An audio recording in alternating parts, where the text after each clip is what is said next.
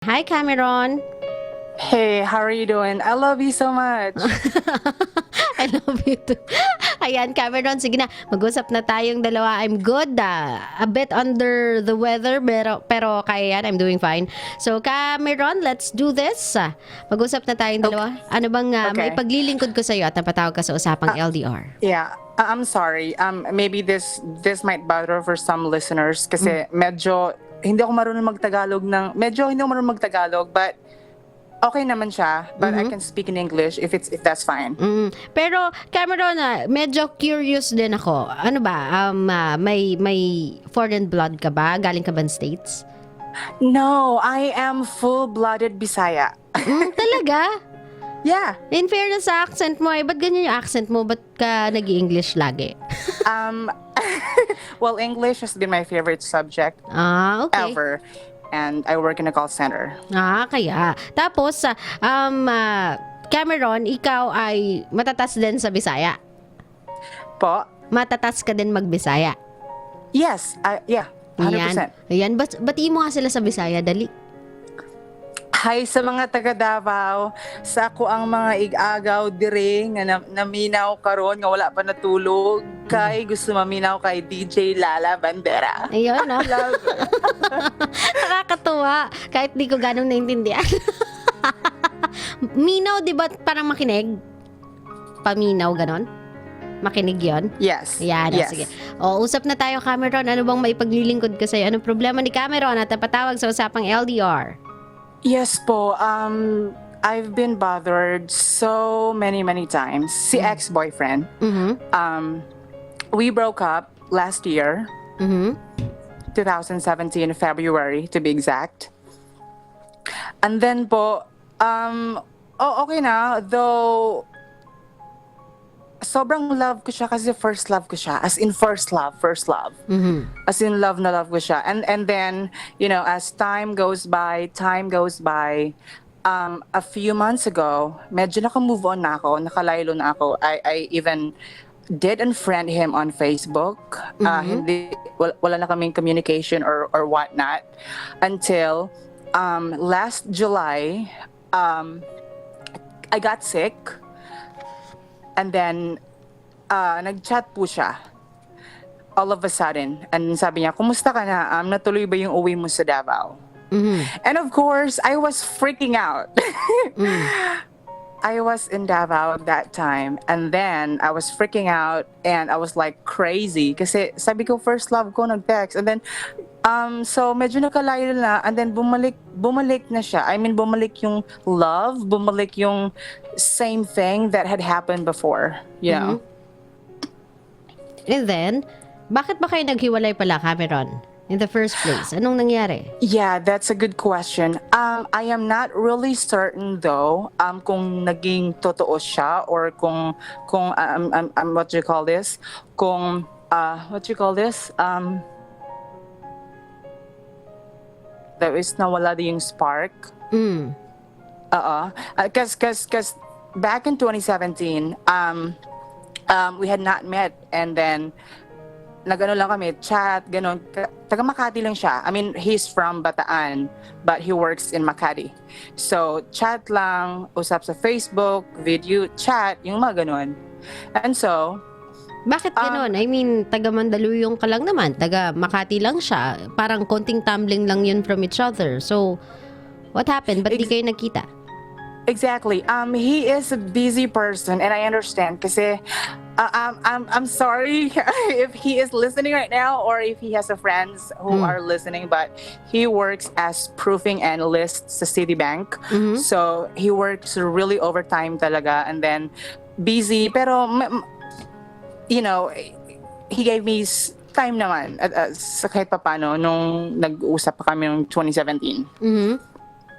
And then, we met, ayun, yung nga sinabi niya, nawala yung spark and whatnot. So, I asked him, sabi ko sa kanya na, what happens?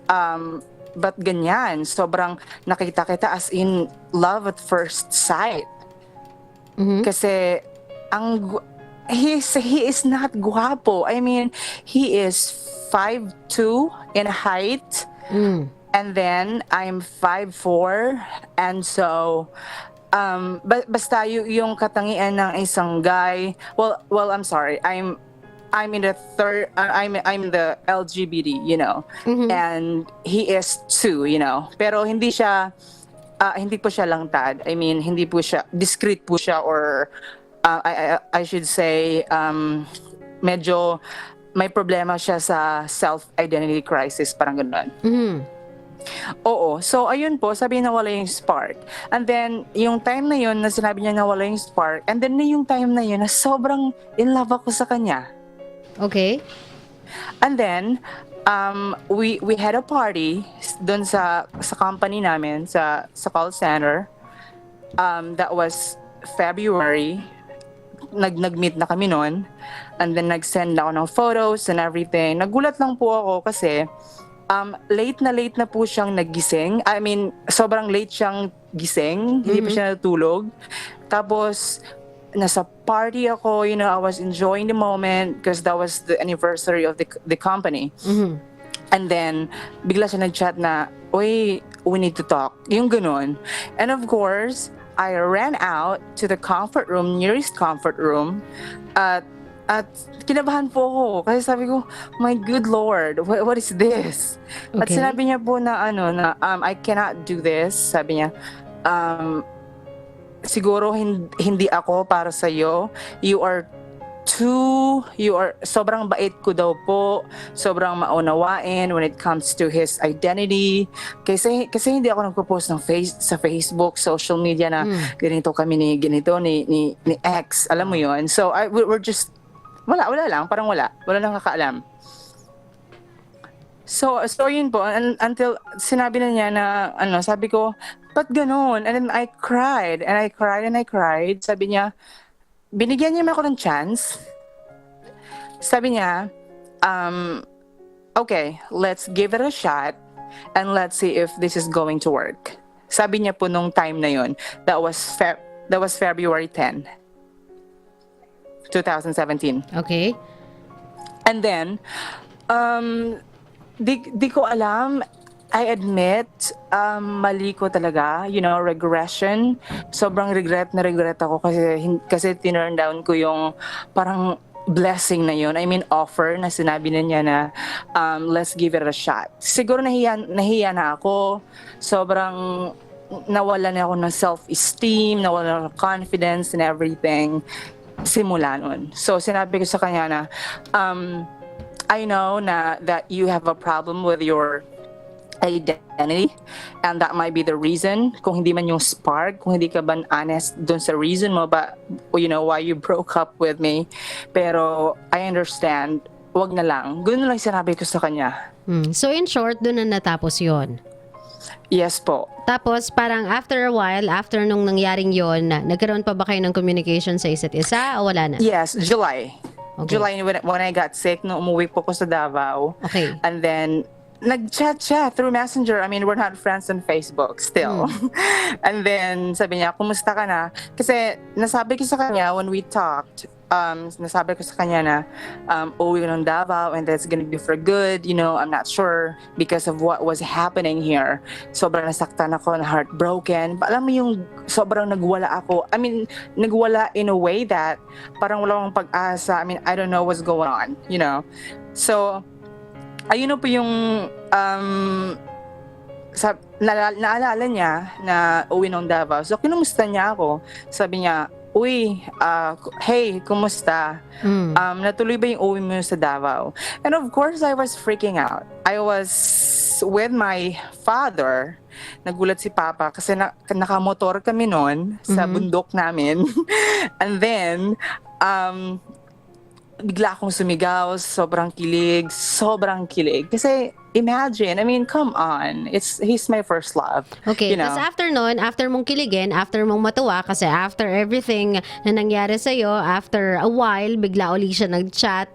Yung isang lalaki na nagsabi sa'yo na hiwalay na tayo kasi wala nang spark, yung isang lalaking hindi kayang i-admit kung ano ang kanyang tunay na identity, natuwa ka pa rin nung chinat ka niya kasi sabi mo nga, he was your first love.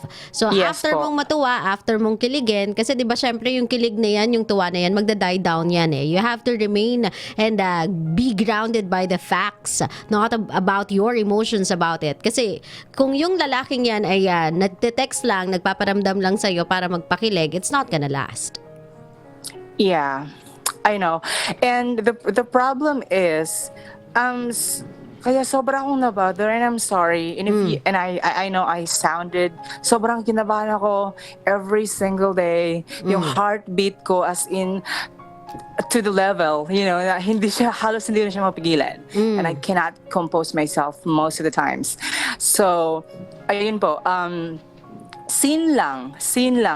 And then, ito po yung totoong story kung bakit ulit ako sobrang bothered. Kasi, when I got back here sa Manila from Davao nung July, okay na ako, wala na akong sakit noon, so bumalik na ako dito. And then, it was Sunday, of course, day off ko din. And then, nakita ko siya with someone. Okay. And that someone, he's just my neighborhood. Kapitbahay ko lang yung lalaking yun. I mean, to be honest, I'm not bitter. I don't have any hatred towards these two people, including my ex and the guy, the someone that I'm talking about. Pero po, nung nakita ko siya, kasama ko yung pinsan ko noon, medyo recovering pa ako noon after ng sickness. Nag-eye to eye contact kami ni ex, like for a few seconds. And then, it was good thing kasi my car doon sa tapat ko, and I know, he saw me.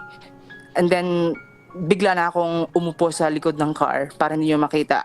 And then, lumagpas na sila sa may gate, nakita ko sila. Yung guy na yun, I'm referring to the neighborhood, inagbayan, tama po ba yung term? Inakbayan. Inakbayan, sorry. Inakbayan niya si ex. Of course, there's a lot of things going on my mind. I mean, to be honest, maring sinabi ko, maybe baka fubo niya to or first meet up, like, something like that, or maybe pero why does it boyfriend matter? Wala na naman kayo, matagal na rin kayong wala. Kumbaga, kung bibilangin natin from Feb up to that moment na nakita mo sila, pasok na siya sa 3-month rule. 'Di ba? Tapos na siya kumbaga lumagpas na siya doon So whatever it is na gagawin niya yan, fubo niya man yan or someone special or first meetup, is none of your business. So Exactly. You know what? My best friends and some of the other friends, sobrang pinapagalitan ako kasi sabi ko, ba't parang constant or parang umiikot na lang yung mundo mo sa kanya? Sabi ko, I don't know. I mean, he is my first love. I mean, I love him. I understand. Huwag tayo na- mag-fixate sa first love. First love is amazing, pero kung magbibigay ka lang ng certain importance sa pagmamahal, do it sa last love, not sa first. Yung first is your entry point, entry level yan. Everything that you needed to know about love, dyan mo unang matutunan or matututunan. Pero it doesn't mean na yan ay huli at yan yung pinaka-importante. So I don't believe in first love never dies. I never really believed in that. Kasi sometimes you cannot even define kung yung first love na tinatawag mo ay first love ba talaga. Hindi porket yan yung unang relationship mo, yan na yung first love mo. Every time na papasok ka sa panibagong relationship, you treat it as if yun yung first love. You treat it as if yun yung last love. It doesn't even matter if it's the first, second, or third. If it ended, then it means it's not meant to be. Kahit anong gawin mo, kahit baliktarin mo yung mundo, halwa-halwain mo yung mundo, hindi siya magtutuloy, hindi siya magko-continue. So, wag tayo maging fixated about it. move on tayo ng konti dun sa problema part, Cameron. Kasi here I get it na eh. Kumbaga, ikaw yung obsessed about the idea that this person is your first love. That's why everything in him, everything about him, I don't know, for some reason, you just can't stop talking about him. It's been months already. And sad to say, mukhang nakaka-move on na siya. Mukhang he's getting over that era na kayong dalawa ay nag-exist, yung relationship nyo ay nag-exist. Kumbaga, everything about you, mukhang naka-move on na siya, Cameron, but you are stuck behind. Ikaw yung naiiwan sa likuran. So if there's any problem here, I would like to hear it now. Ano bang problema natin, Cameron? Saan ba ako pwedeng makatulong sa'yo?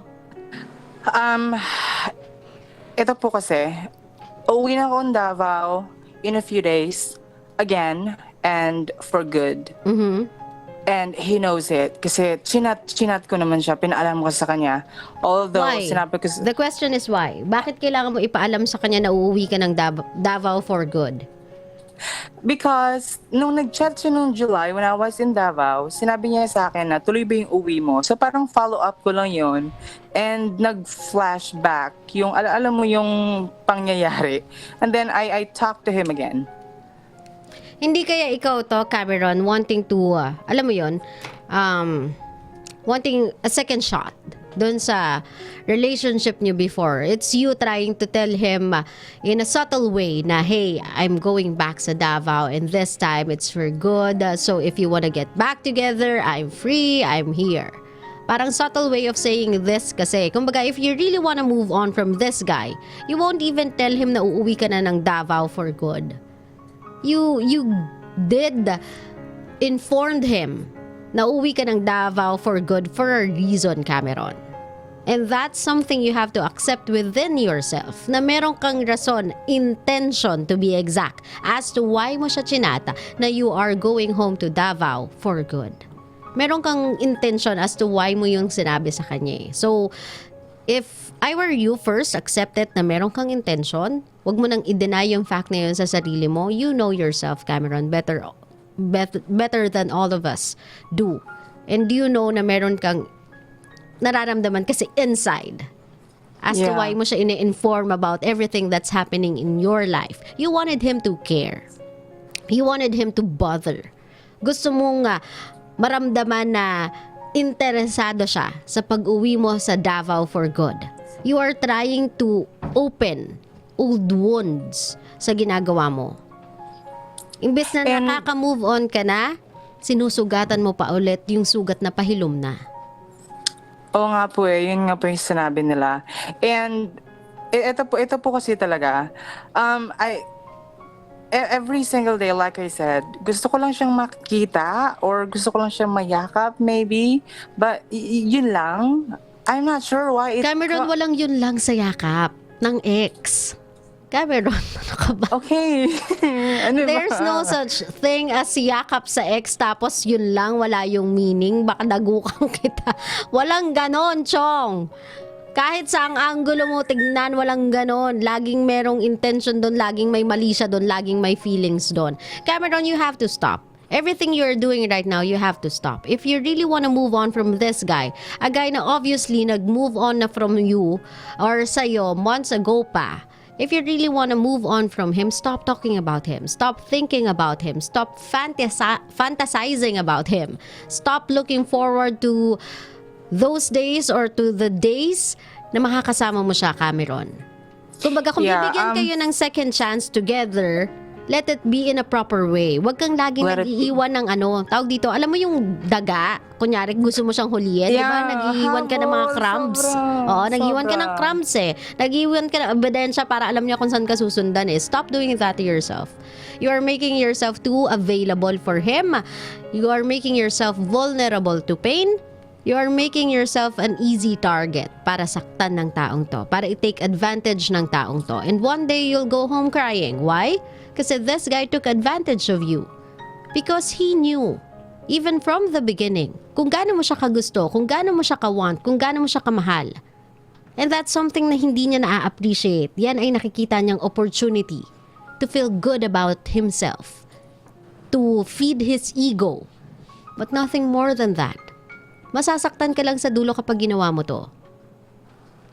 Kasi kung mahal ka niya, Cameron, if gusto ka niya, Cameron, there's no such thing as nawala yung spark. You'll create a spark. You'll ignite the fire. You'll do some effort to do it. Hindi porket nawala na yung kilig, nawala na yung tamis, nawala na yung spark na tinatawag mo, wala na, bitaw na agad sa relationship. It's not like that. You do things. You go out of your way para i-create yung spark na yun, i-ignite yung fire na yun. You don't just give up. Especially Makati lang siya, Mandaluyong ka, kalapit-lapit nyo sa isa't isa. It's not too far. Di pa yung pasok sa LDR. Diba? Magkita lang kayo dalawa sa Mega Mall, halfway na eh. Diba? Magkita lang kayo sa Shangri-La, halfway na. So, alam mo yun? DJ, I'm sorry to cut you off. Ito po kasi yung main problem. You know, sa buhay naman natin, sadness comes. Every time that happens na nalulungkot ako or what, without anything, siya yung gusto kong makita or makausap, not even my parents, not even my friends, not even my best friends. Then disiplinahin mo yung sarili mo. It's not crazy. Hindi mo lang dinidisiplina yung sarili mo. You're acting like a brat. You want what you want and you want to get what you want. That's not gonna happen. In real world, that's never gonna happen. Na porkit ginusto mo, makukuha mo. You have to discipline yourself at itanim dyan sa utak mo na hindi porkit ginusto ko, makukuha ko. If you wanna get in pain or if you wanna get in trouble, go ahead. By all means, puso mo yung sinasaktan mo eh. Hindi naman amin, hindi naman sa parents mo, but don't go home crying. Don't whine na hindi ikaw yung pinili niya. Don't whine na you see him on the streets with other guys. Kasi malinaw naman eh, ayaw niya na eh. Pinipilit mo pa. Yung sinasabi mo sa akin ganyan, there are days of sorrows and sadness na gusto mo siyang mayakap at siya lang yung yung tanging tao na magpapa-okay sa'yo. That's a problem you have to deal with yourself.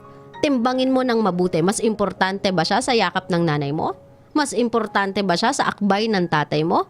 Mas importante ba yung company niya kaysa sa company ng pamilya mo sa Davao? Think about it. It's not fair. They raised you. They accepted you wholeheartedly. They embraced who you are. Then you are telling me na kapag malungkot ka, mas gugustuhin mo yung yakap niya kesa sa parents mo? That's unfair, Cameron. Do not be that unfair. I know you are in love, but I do know you're not stupid. So don't act like one. It's both childish and stupid. Kasi yung lalaking yon, nakamove on na sa buhay niya eh. Hinahabol-habol mo lang siya. Don't tell him that you need him. You don't. Hindi mo siya kailangan. You can take care of yourself. Siya nga hindi niya maalagaan yung sarili niya hanggang ngayon nga di siya makapag-out, di ba? So, paano ka magpapaalaga? Paano ka magpapaasikaso? Paano ka sasandal sa isang taong hindi nga marunong tumayo sa sarili niyang paa?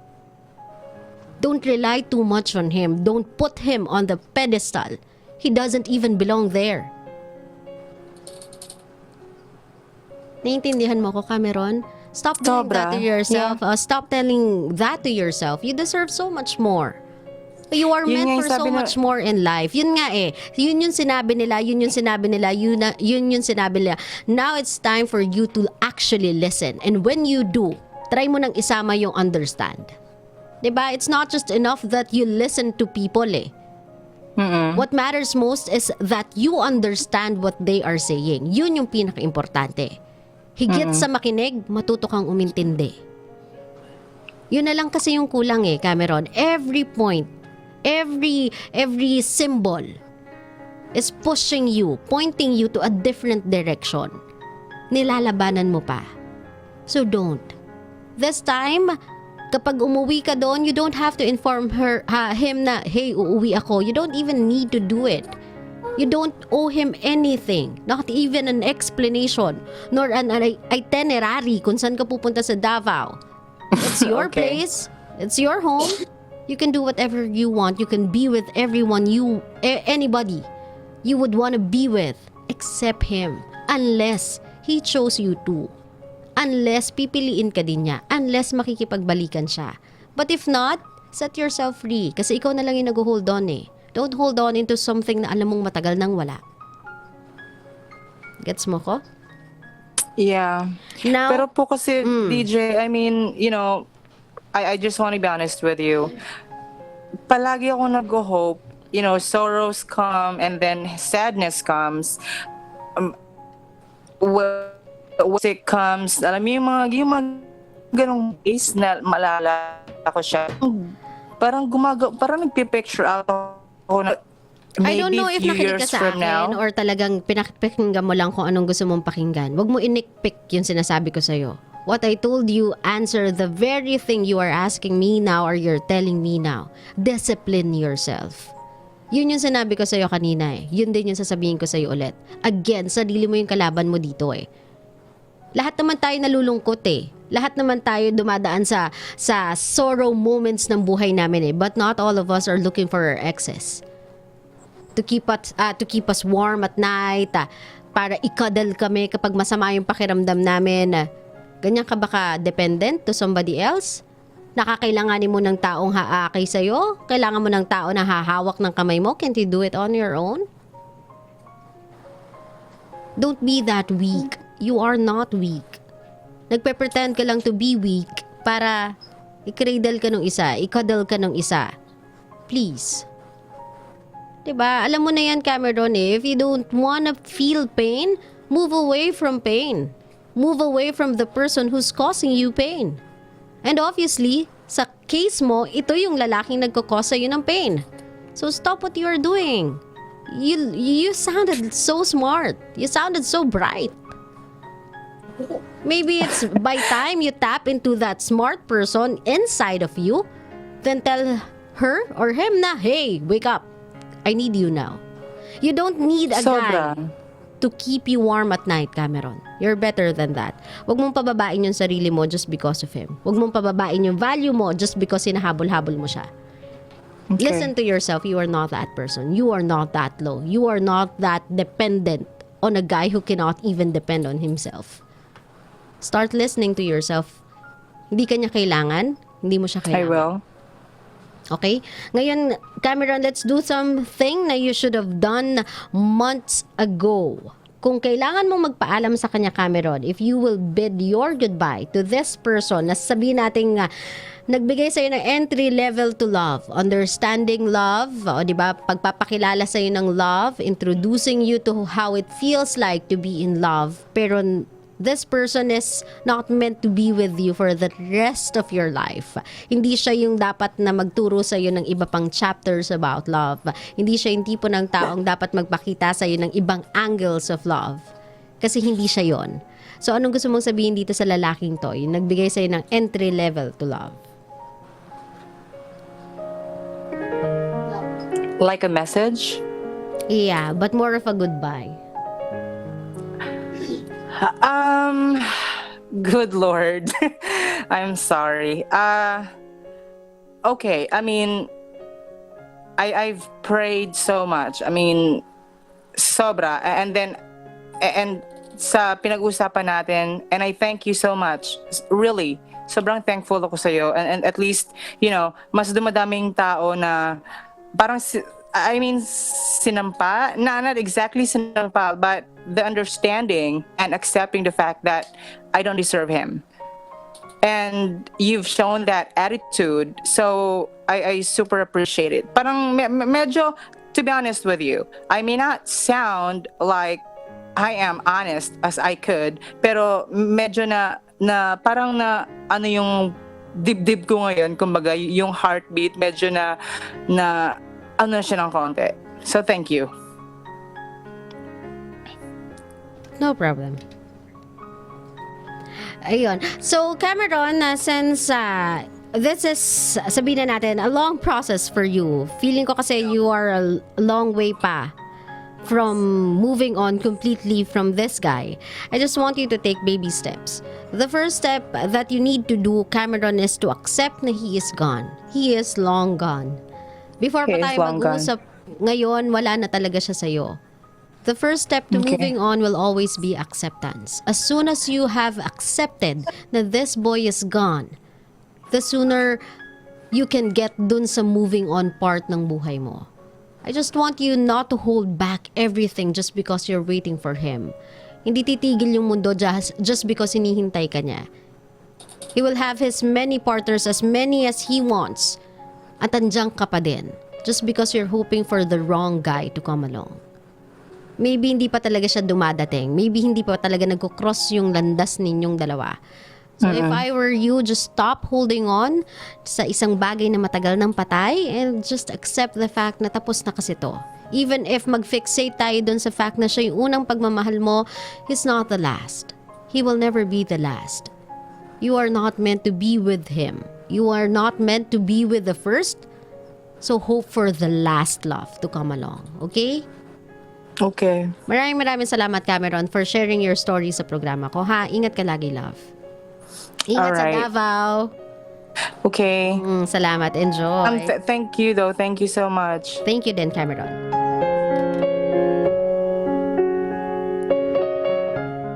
Kabisyo, it's about time na itigil natin yung kakapilit sa mga bagay na hindi naman talaga mangyayari. 'Di ba? It's about time na gisingin natin yung sarili natin sa katotohanan na not because we wanted it, not because ginusto natin yun yung mangyayari. Hindi dahil gusto mo, gugustuhin ka rin. Hindi dahil mahal mo, mamahalin ka din. It's not like that. Gumising ka. Sa mundong to, may masasaktan talaga at may magmamahal, may sobrang aasa, may sobrang mang-iiwan. This is not a fair world. It never will be a fair world. Pero you have to learn, you have to fight back, you have to know where you stand. Diba? Kailangan mong bumangon sa bawat pagkadapa kasi kung bawat pagkadapa mo, nanamnamin mo yan. Diba? O kaya pupunta ka ng sulok, iiyakan mo lang yan, tapos hihintayin mong babalikan ka. Everybody else, makaka-move on sila. Ikaw, you'll be stuck in the past. At ikaw lang yun nandun. Wala ka nang makakasama. Why? Kasi naintindihan nila eh. Na at times, we just have to accept defeat. I-accept sa mga sarili nating talo tayo this time around. Nasaktan tayo this time around. It's not gonna happen this time around. Maybe someday it will, but not today. So the only person that can help you towards that moving on process is yourself. Hanggat hindi mo ilalagay sa mindset mo na mag-move on ako, na today I'll start moving on, it will never happen. So battle with yourself. O diba? Yan yung greatest battle na you have to win. Manalo ka sa sarili mo at sabihin mo sa kanya na tama na. Huwag ka nang umasa. Wala na siya, di na babalik pa. So maybe this time, pwede mo nang simulan, mag-move on ka na. Okay?